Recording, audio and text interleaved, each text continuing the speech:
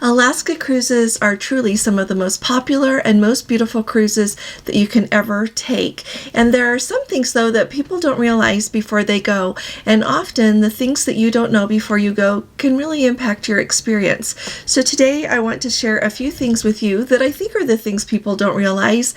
And if you know them before you go, it will help you have a truly amazing experience, which is what Alaskan cruises are. So let's go ahead and get started.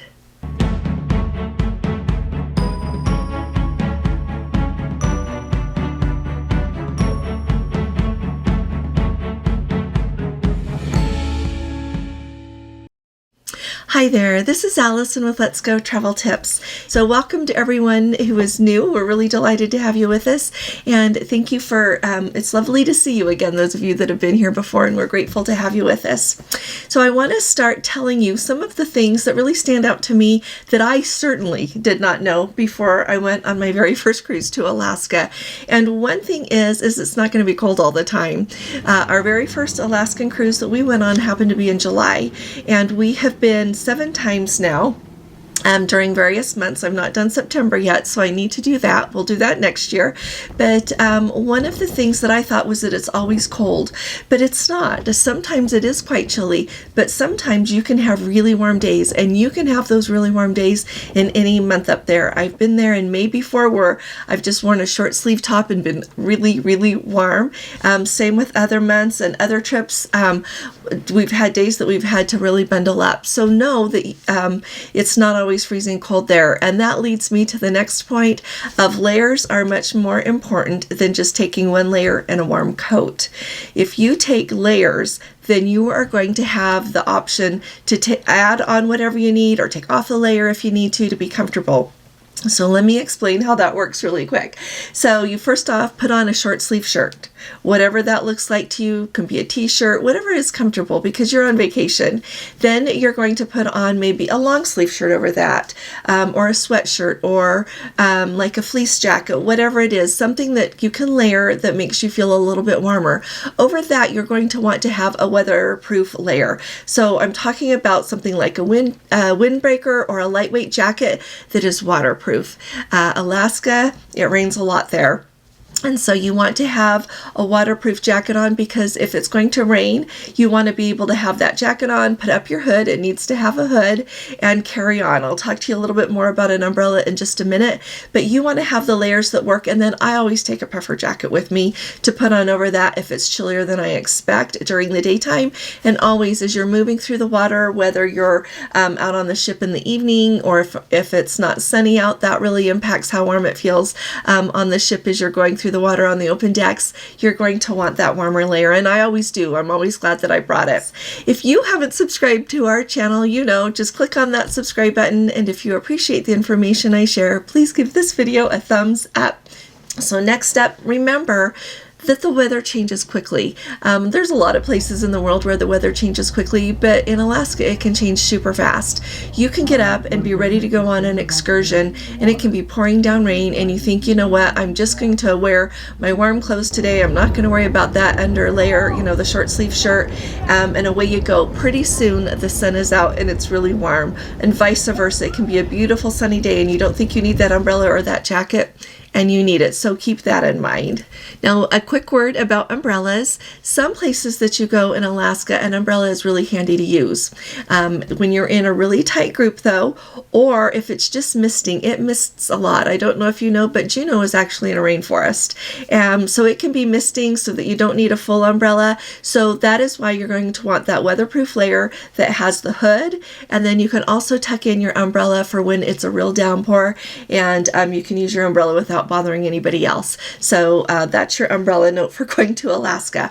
Now, one thing I feel like people miss a lot, so this is a very important point, is scenery is the main event when you go to Alaska. There are amazing excursions. I'll talk to you about that in a minute, but it is not one of the kind of cruises that you just see ocean till you pull into a port You do your excursion, you'll look around while you're in the port, you're back on the ship, off you go, you don't look outside again. It is not like the Caribbean pretty much at all. It is, you're going to start seeing beautiful scenery really early. If you do the round trip out of Seattle, you are going to see beautiful scenery as you're leaving Seattle, and then by the next morning, breathtaking scenery.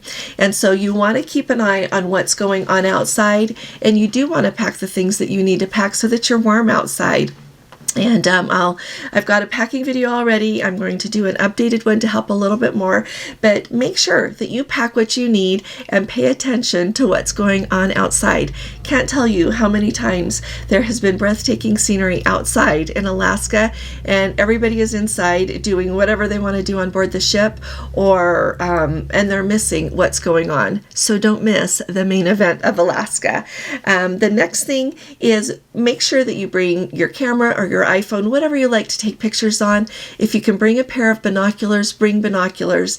It is really amazing to be able to look for wildlife, spot wildlife, take photos of wildlife and scenery when you're in Alaska, and a pair of binoculars make all the difference. And it doesn't have to be an expensive pair.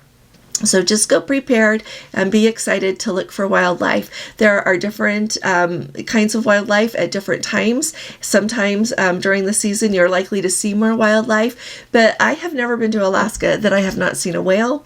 And I always see eagles every time we go, and it doesn't matter if it's early May or the latest that we have been so far is in late August. No. And so every time we have seen wildlife. And so if you go prepared to look for it, you're going to find some. Now, when you get to planning your Alaska cruise, you need to know a few things about the excursions. So first off, the excursions there are really different than what you're probably going to experience in a lot of other places. I know a lot of people come on an Alaskan cruise that have either never been on a cruise before or have only done the Caribbean. There's nothing only about the Caribbean, didn't mean it that way, but they haven't done Alaska yet. And so a few things that you're going to notice is that a lot more of them are active excursions. And so a lot more of them are going to be kind of nature focused. They're going to be outdoors. And so pay attention as you're reading the description of each one to make sure that what is required to do in that excursion is something that you can do. Another thing that you're going to notice is they're more expensive. They are more expensive. A good note to know is that everything is more expensive in Alaska, not just those excursions. When you get off the ship and you want to go somewhere to eat, it's more expensive, most likely, than where you live. Unless you live somewhere that has really high prices, it is generally always more expensive in Alaska. If you're looking for souvenirs, the least expensive souvenirs I've ever found are in Ketchikan, believe it or not, and I don't know why that is. But I also say that when you are looking for souvenirs, if you see something in a place that you really like, you should buy it, because you never know if it's going to show up in the next port. And definitely port things, like if you want a sweatshirt that says Juneau, you're going to only get that in Juneau. But if you are looking to pick up things for like gifts to take back to people, there is a really big selection in Ketchikan. And for some reason, I'll let you know this year when we go in June, but every year before, it has been less expensive in Ketchikan if you've got a lot of people to buy for. I kind of threw that in there about the little souvenir thing because it came to my mind. But when you look at the excursions in Alaska, think outside the box a little bit. They've got whale watching ones, and there's a lot to know about how to pick a whale watching excursion, so get a good travel agent. There's a lot to know when you're looking at dog sledding. There's helicopter excursions. One time we had one booked and I canceled it. Another time we had it booked and the weather canceled it for us. But amazing things that you can do in Alaska that you can't do anywhere else in the world, so take advantage of that. This is a once in a lifetime experience. That's another thing you should know. Some people get to go more than once, but we can never count on getting to go somewhere more than once or getting to go again. And so make the best of the opportunity that you have to go when you actually get to go. I think that is so important. Now, what are the seas like when you go to Alaska? They can be very calm, or they can actually move around quite a bit. So if you are someone that has never been on a cruise before, look at booking midship. If you're not midship, I always say do mid-forward or mid-aft. I personally think you feel less motion mid-aft than mid-forward. I've been in all the places on a ship as far as sailing forward, midship, mid-aft, and aft.